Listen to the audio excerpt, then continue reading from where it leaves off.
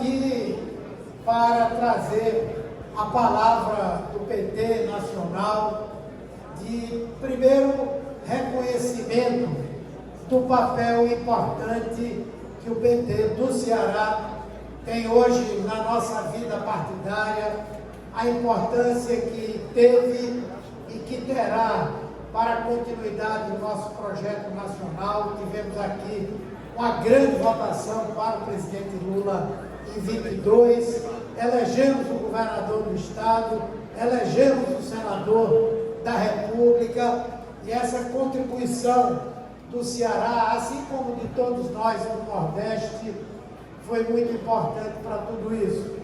Mas, pessoal, nós estamos aqui reunidos num momento que é um momento muito importante para o nosso partido, muito desafiante para a esquerda no Brasil e no mundo.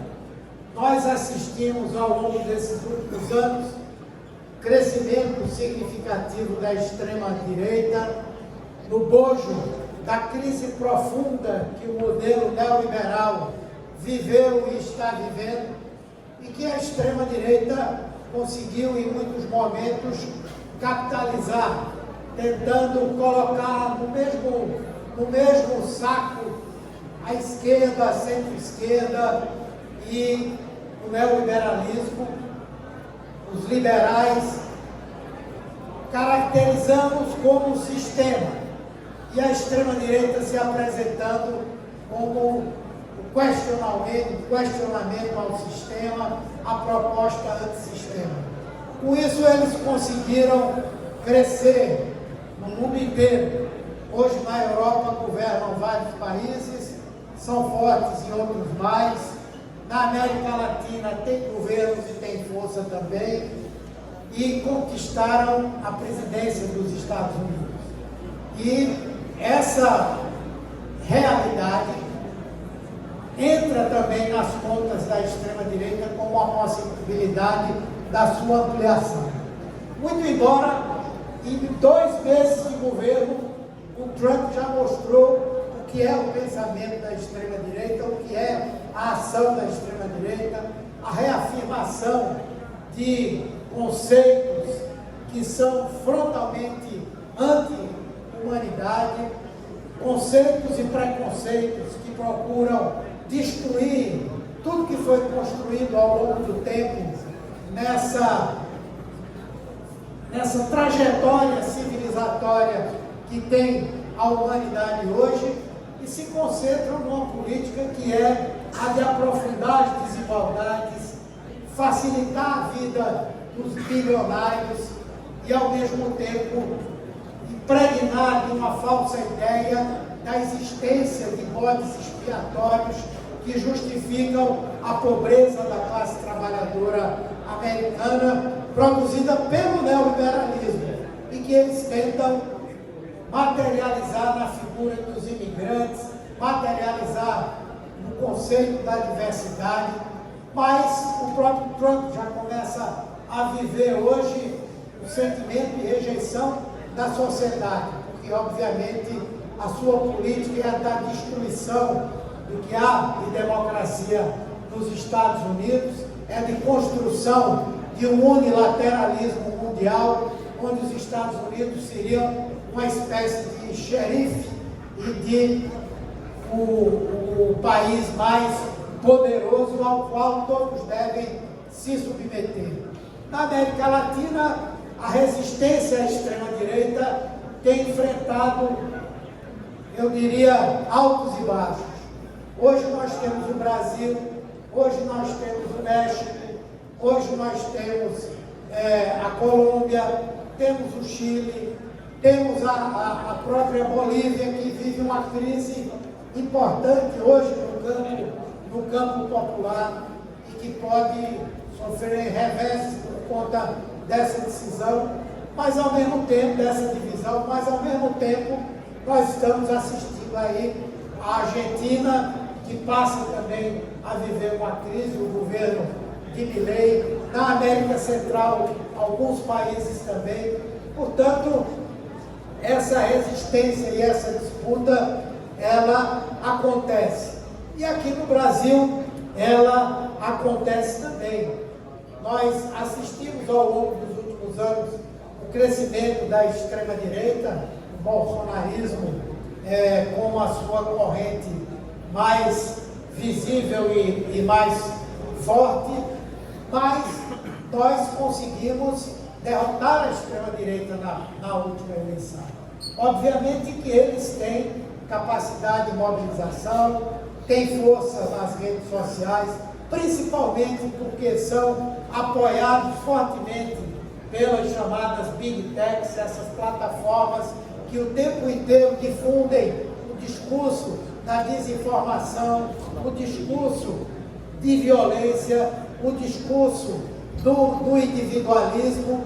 Obviamente que eles assim adquiriram forças, mas nós precisamos lembrar que nós somos mais fortes do que eles. Nós elegemos o presidente Lula fora do governo, enfrentando o Bolsonaro, que utilizou a máquina do governo o tempo inteiro. Então, nós os vencemos e temos condição de vencê-los novamente. O PT e a esquerda no nosso país têm capacidade de resposta e vocês vão ver o que vai acontecer daqui para o ano que vem com a mobilização social e popular no nosso país. Naturalmente que nós estamos vivendo um momento de um grau de dificuldade. Talvez a nossa dificuldade maior tenha acontecido, primeiro, porque o PT, diferentemente do que ele fez lá atrás, quando a gente recebeu o governo Fernando Henrique Cardoso, não mostrou a herança maldita que nós recebemos. A gente se lembra que, pelo menos durante uns 2 anos, quando a gente falava de qualquer coisa, das dificuldades que a gente tinha, mostrava a herança maldita do governo Fernando Henrique. E agora, nós entramos já com o discurso de que o Brasil voltou. Entramos com o discurso que era o da reconstrução, mas sem mostrar o que tinha sido destruído. Então, hoje, nós estamos fazendo com que a população compare Lula com Lula mesmo, o PT com o PT mesmo. Não estamos comparando com a tragédia que foi o governo de Bolsonaro, com a tragédia que foi o governo de Michel Temer, e, portanto, nós precisamos, ainda é tempo, mostrar o que era o Brasil em janeiro de 2023. Então, essa é uma das questões que eu acho pelas quais nós temos alguma dificuldade hoje. A outra dificuldade, vocês sabem, nós talvez tenhamos parado um pouco no tempo na compreensão das mudanças que aconteceram no Brasil, geradas pelo nosso governo, nossos governos, e pelo que aconteceu depois que nós saímos. Mas eu acho que hoje o PT tem essa clareza, o governo Lula tem essa clareza, ele fala para os trabalhadores que não são apenas os trabalhadores formais, ele fala para os que querem ser empreendedores, ele fala para toda a diversidade que existe no nosso país. Estamos resgatando, recuperando isso nesse momento. Temos problemas também por questões que nós não governamos. Hoje vivemos o problema da inflação, particularmente a inflação de alimentos, que foi gerada por quê? Foi gerada pela mudança climática. O Brasil viveu crises de enchentes e de secas, tivemos quebra na nossa produção, isso fez com que o preço de alguns alimentos viessem a subir. Herdamos um sistema de promoção, de criação dos estoques regulatórios, uma estrutura totalmente destruída, o que eles fizeram com a Conab, e ao mesmo tempo vivemos aquela crise do dólar no final do ano passado, que fez com que o preço de tudo, mas particularmente dos alimentos, também subisse. Mas o governo já está tomando as medidas necessárias para que a gente possa superar essa situação. E não é por acaso que vários alimentos já estão tendo novamente uma queda dos preços e vamos ter muito mais. Ao mesmo tempo, o governo está identificando e nós estamos identificando algumas bandeiras que são importantes. Primeiro, para a gente fazer aquilo que, pela primeira vez, nós, que já fizemos tantas mudanças no país, mas que pela primeira vez nós estamos fazendo. Com essa proposta lançada pelo governo de desonerar o pagamento do imposto de renda para quem ganha até R$5.000, nós estamos fazendo duas coisas importantes ao mesmo tempo. Primeiro, fazendo com que uma parcela importante dos trabalhadores brasileiros deixe de pagar impostos ou pague menos impostos.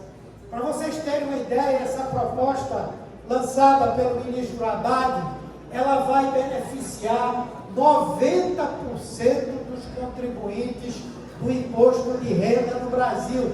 90%. Uma grande parcela, quem ganha até R$5.000, não vai mais pagar imposto. Vocês sabem o que isso significa? Por exemplo, quem ganha 5.000 ou perto de 5.000, significa um salário a mais por ano. É como se fosse um 14º salário. Isso significa dinheiro na mão do povo trabalhador, melhor aumento do seu poder aquisitivo, dinheiro circulando na sociedade, crescimento para o Brasil. E para quem ganha entre 5 e 7, também uma diminuição da sua contribuição. Mas tem um outro lado dessa proposta. Onde é que a gente vai buscar o dinheiro para que a gente possa garantir a esses trabalhadores essa desoneração? Pela primeira vez, eu estou dizendo inclusive nos governos do PT, pela primeira vez a gente vai caminhar na linha de dizer que rico no Brasil vai ter que começar a pagar imposto de renda. Esse é o debate que nos interessa. E esse é o debate que não interessa à extrema-direita, não interessa às elites desse país, que nós possamos começar, porque isso é só um pequeno começo, a diminuir a desigualdade no nosso país. Portanto, essa é uma bandeira que nós petistas temos que abraçar, temos que erguê-la, temos que levar para a rua. Temos que lutar no Congresso Nacional, temos que lutar no movimento social, temos que lutar na rede social, temos que ir para a rua e fazer esse enfrentamento com a extrema-direita. Esse é um ponto. O outro ponto é o ponto da luta pela redução da jornada de trabalho sem redução dos salários. A mudança da escala 6x1 é uma questão crucial, fundamental. Onde a gente andar, onde a gente estiver com a população, na escola, no trabalho, a gente tem que mostrar que essa é uma bandeira importante, que ela dá dignidade ao trabalhador, para que ele possa ter um tempo adicional, para dedicar à sua família, para estudar, para ter um lazer, e até mesmo para ter uma ocupação, caso ele queira ter mais uma fonte de renda para a sua sobrevivência. Eu tenho convicção de que isso e essa luta vão reverter esse quadro da popularidade do governo do presidente, que, aliás, está começando a se reverter pelas informações que a gente tem. Então, gente, o PT tem um papel fundamental nesse roteiro para a gente ganhar as eleições do ano que vem. Por isso que esse movimento da realização do PED é crucial. Nós estamos acostumados a ver o PED somente como um espaço de disputa política, muitas vezes uma disputa acirrada. Nesse ano nós temos que ver o PED como um momento de mobilização partidária. Todo esse pessoal que está aqui, mobilizando os filiados, fazendo uma grande festa na renovação das direções do PT, fazendo uma grande mobilização que será um esquente para a disputa que nós vamos fazer no ano que vem. A extrema-direita tem capacidade de mobilizar, mas nós temos também, e vamos mobilizar mais do que eles, e vamos ganhar a eleição do ano que vem, qualquer que seja o candidato que seja apresentado pela extrema-direita ou pela direita pela centro-direita, por exemplo. Então, temos que fazer uma grande mobilização nesse PEC.